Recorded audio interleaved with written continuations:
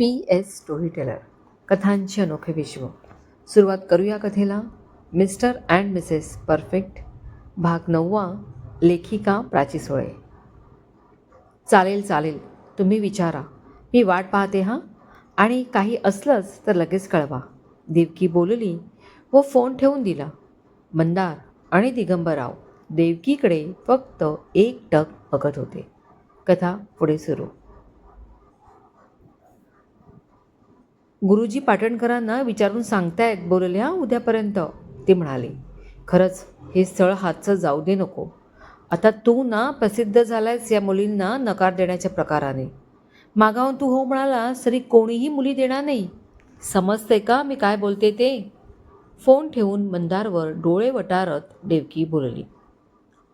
आई काय बोलते याकडे मंदारचं काडीचं लक्ष नव्हतं, कारण त्याच्यासमोर काही दुर्लक्षित राहिलेल्या गोष्टी उलगडत होत्या. तो झटकन उठून त्याच्या रूममध्ये आला. दार लावून घेतले. सरळ बेडवर आडवा झाला. तो काही तुटलेल्या कड्या जोडण्याचा प्रयत्न करत होता. म्हणजे त्यावेळी ती अगदी क्षुल्लक बाब असेल, लक्षात न राहणारी. पण आता तिचा संदर्भ बदलत होता. एक संपूर्ण कडी जोडत होती. पण ती कोणती? मंदार त्याच्या मेंदूला ताण देत होता. आपण आत्तापर्यंत 30 मुली नाकारल्या. ही मिताली पाटणकर 31वी. यातल्या फक्त 10 मुलींना प्रत्यक्ष कुटुंबासमेत भेटलो. त्या नाही आवडल्या, दिला नकार. कारण काय ते स्पष्ट सांगता येणार नाही. 7 मुलींशी मी स्वतःच एकदा भेटलो. किती तो भडक मेकअप, काय ते ड्रेस आणि उगाच शायनिंग मारण्याचा प्रताप. काय तर म्हणे आम्ही पापा की परी आहोत. छट, नाही आवडल्या. अजून काही मुलींशी फोनवर बोललो, तर काहींचे फोटो पाहिले. पण 2 मुलींचे ना फोटो पाहिले ना त्यांना भेटलो. ती दोन्ही स्थळं या बापट गुरुजींनी आणली होती. एक होती ती चित्रकार, आर्टिस्ट. नाव जराही आठवत नाही आहे. नागपूर की पुणे तेही माहीत नाही. मीच आईला मस्करीत बोललो होतो, आर्टिस्ट आई म्हणजे आपल्याला नाही रंगवलं म्हणजे झालं. मला चित्रकार वगैरे अजिबात नको. ही मिताली एक आर्टिस्ट चित्रकारच तर आहे. दुसऱ्या मुलीच्या भावाला नोकरी नव्हती. पिताची फॅमिली होती. वडील नाही आहेत. या अशा फॅमिलीचा गोंधळ असलेली मुलगी नको, मीच सांगितले होते. त्या मुलीचाही फोटो वगैरे पाहिला नव्हता. मंदार विचार करत होता. मिताली पाटणकर या दोन्ही मुलींच्या केसमध्ये बसते. आर्टिस्ट आहे, भाऊ नोकरी शोधत होता आणि वडील नाही आहेत. हे स्वतःचं तर मितालीने बसमध्ये मला सांगितलं होतं. ती ज्या प्रकारे माझ्याशी ओळख नसताना बोलत होती आणि ते बुधामृताचे बोल माझी जुनी ओळख असल्यासारखी बोलत होती, याचा अर्थ एकच होतो, त्या दोन्ही मुली एकच आहेत. ती हीच मिताली पाटणकर. पण मिताली बसमध्ये भेटणं हा योगायोग असू शकतो का ती मुद्दा मला भेटायला आली होती? मंदार जसा विचार करत होता तसा जास्त अस्वस्थ होत होता. हे गुरुजी पण काय असे, एकच स्थळ वेगवेगळ्या प्रकारे आणतात. मंदार वैतागला. पण आता बापट गुरुजी काय सांगतायत त्यावर आहे. 3 महिने झाले. साधा आपण तो फोटो पाहिला नाही. कदाचित पाहिलाही नसता जर आईने हट्ट धरला नसता. काय विचार करेल मिताली? कोणाचीही भावना न कळण्या इतपत मी इतका हृदयशून्य आहे का? जी गोष्ट करण्यात मला काही मिनिटं लागत होती, तो नकार पचवण्यात त्या मुलींना किती दिवस लागले असतील? मंदारला स्वतःचा राग आला. दारावर पडलेल्या जोरदार थापडीने मंदार दचकून उठला. आलो आलो. देवकी दारात उभी होती. मंदार, सोन्या, गणपती बाप्पा पावला रे. अरे आत्ता बापट गुरुजींचा फोन आला. म्हणाले पाटणकरांशी बोलणं झाले. मितालीला अजून कुठला मुलगा दाखवला नाही आहे आणि त्यांना इथे आपल्याला भेटायला यायला आवडेल. मिताली, तिची आई, भाऊ व बहिणी. मग सांग आता कधी बोलूया त्यांना? देवकीचा आनंद ओसंडून वाहत होता.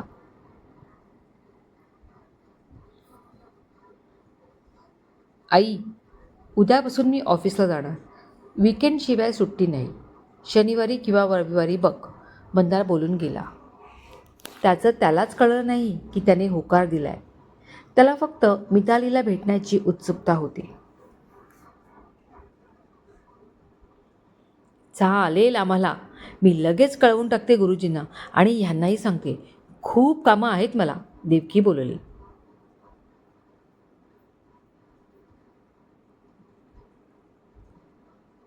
ऑफिसमध्ये सगळ्यांनी जल्लोषात मंदारचे स्वागत केले.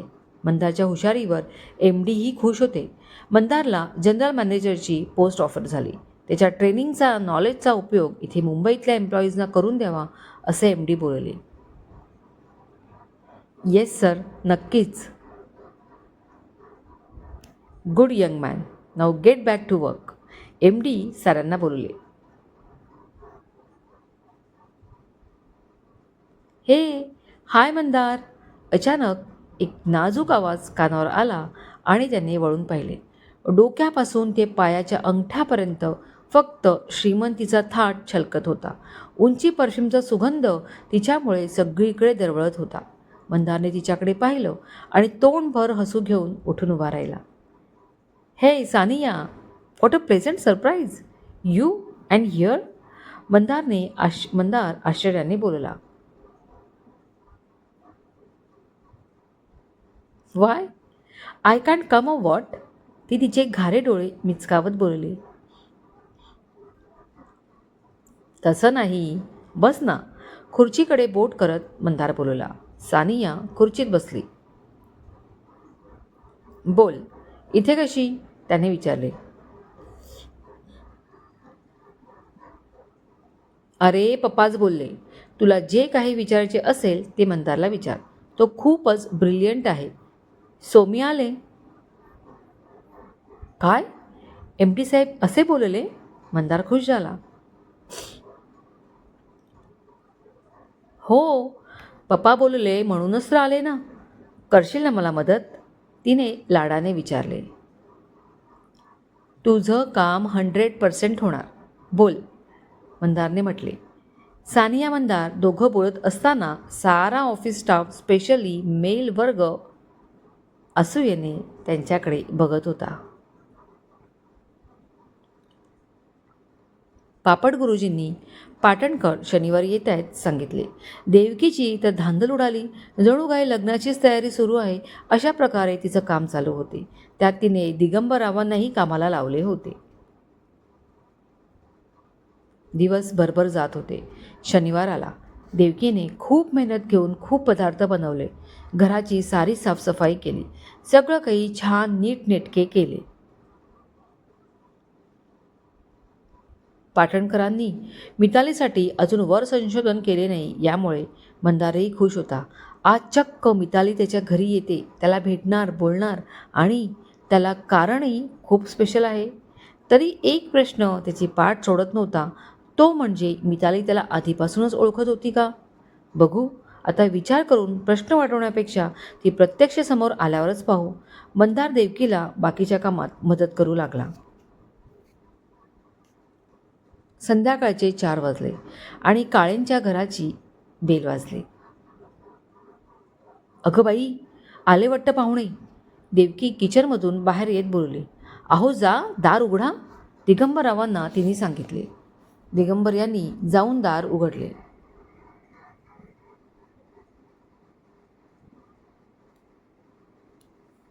नमस्कार, मी निनाद पाटणकर. ओ हो, या या. दिगंबररावांनी साऱ्यांचे हसून स्वागत केले.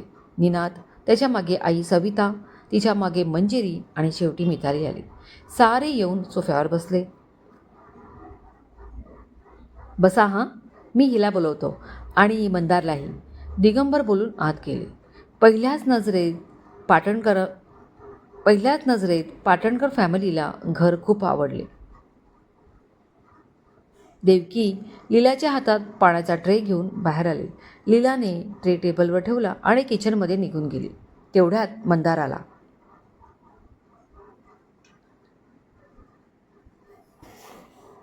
नमस्कार. प्रवासात काही त्रास झाला नाही ना? हे मुंबई पुण्याचं ट्रॅफिक खूपच असतं बाई, देवकी बोलली. तो तिचं लक्ष मंदारकडे गेले. मंदार, ये. हा आमचा मंदार, देवकीने ओळख करून दिली. तिची नजर सारखी मितालीवर ठरत होती. फोटोपेक्षा ही कितीतरी सुंदर, नाजूक आहे. असणारच, चित्रकार जी आहे. देवकीने मितालीला मनातच पसंत करून टाकले. दिगंबररावांच्या बाजूला मंदार बसला. काळेसाहेब, मी निनाद पाटणकर. ही माझी आई सविता, मिसेस मंजिरी आणि बहीण मिताली.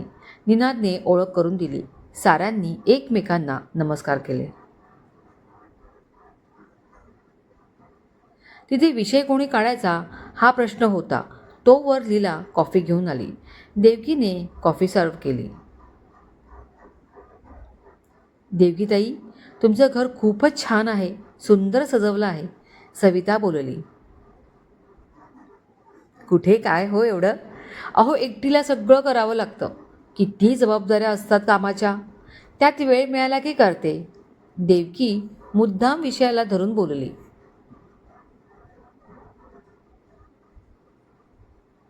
बापट गुरुजी आमच्या जुन्या परिचयातले.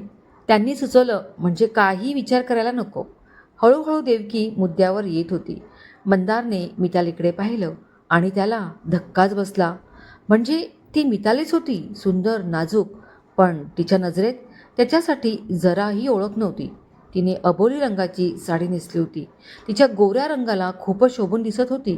तिनेही मंदारकडे पाहिलं, पण तटस्थपणे, आणि पुन्हा मान खाली घातली. मी सगळ्यांसाठी खाण्याचं आणते. देवकी उठली. आई, थांबा, मीही येते मदतीला, मंजिरी उठत बोलली. अगं कशाला? लीला आहे ना, तू बस, मी आणते. हरकत नाही, पण मीही येते, ती म्हणाली. बरं बरं, ये चल.